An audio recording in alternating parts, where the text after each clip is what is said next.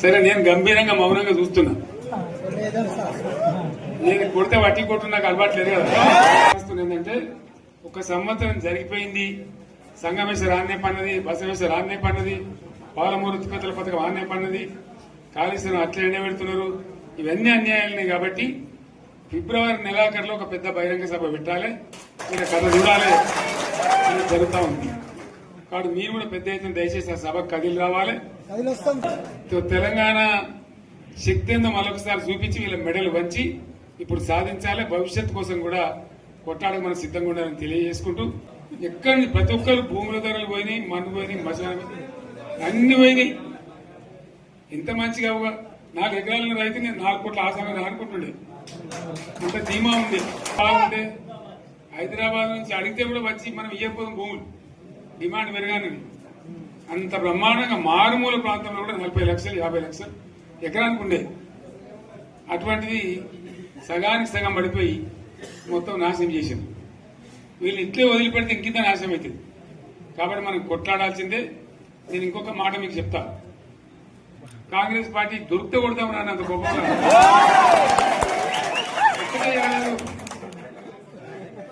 ఇంకా వాళ్ళ బొంద తెలివికి నిన్న వారి పార్టీ మంది పెట్టలు అదేందో పోలింగ్ పెట్టిన వాడు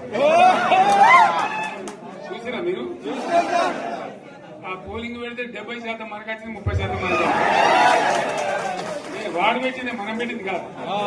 వామోజ్ అంటే ఏముంటది, వారి ఉంటది, మాకు ఉంటది, అల్లం ఉంటది. కాంగ్రెస్ వాళ్ళు ఎంత మంచి చేస్తే పారబడి తవ్వచ్చు కూడా. Comptroller and auditor general of India అని కాగ్ అంటారు దాన్ని. కాగ్ రిపోర్ట్ అది. పోయిన సంవత్సరం మన గవర్నమెంట్ లో వచ్చిన ఆదాయం కంటే 13,000 కోట్ల రూపాయల ఆదాయం తగ్గిపోయింది. ఇంకా మార్చి పోయేవరకల్లా ఇంకో 3-4 వేల కోట్లు అవుతుంది. అంటే 15,000 కోట్ల ఆదాయం పోతుంది. మన గవర్నమెంట్ ఉన్నప్పుడు ప్రతి ఏడాది 15,000 కోట్లు పెంచుకుంటూ పోయినాయి, చెప్పేసుకుంటూ పోయింది. ఏడాది 10 నుంచి 15,000 కోట్ల ఆదాయం పెరిగేది మన టైంలో. అంత జాగ్రత్తగా మనం వ్యవహారం చేస్తాం. ఇలా ఉల్టా 15,000 కోట్లు పడిపోయింది. ఇంకా వాడేమిస్తాడుగా, ఇంకో ఇస్తారా? ఇంకో 4-5 నెలలైతే జీతాలే కష్టమై దొరుకుతుంది. అందరు పెండింగ్ పెట్టి రిటైర్ అయిన దొరుకుతలు పైసలు మీరు చూస్తారు కదా పేపర్లలో. సో ఆ విధంగా రాష్ట్ర ఆర్థిక పరిస్థితిని కూడా దివాలా తీయించారు. వాళ్ళతోనేం కాదు, 100కు 100% ఇప్పటికే ప్రజల నిర్ణయానికి వచ్చారు. డెఫినెట్ గా రాబోయే గవర్నమెంట్ మనదే అని అనుమానం కూడా అవసరం లేదు.